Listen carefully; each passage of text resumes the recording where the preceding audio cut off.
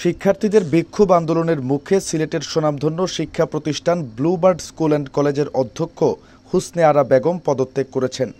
রবিবার দুপুর 12টার দিকে তিনি পদত্যাগপত্রে স্বাক্ষর করেন। কয়েকদিন ধরে ব্লুবার্ড স্কুল অ্যান্ড কলেজের অধ্যক্ষের পদত্যাগের দাবিতে ছাত্রছাত্রীরা আন্দোলন করে আসছেন। রবিবার সকাল থেকে তার প্রকট আকার ধারণ করে। সকাল থেকেই ছাত্রছাত্রীরা অধ্যক্ষকে তার কক্ষে অবরুদ্ধ করে রাখেন।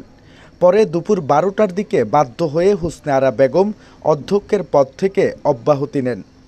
এদিকে ছাত্রছাত্রীদের আন্দোলনের মুখে ব্লুবার্ড স্কুল অ্যান্ড কলেজের অঙ্কের শিক্ষক দীপক চৌধুরী বুলবুল ক্যাম্পাস থেকে দৌড়ে পালিয়ে যান।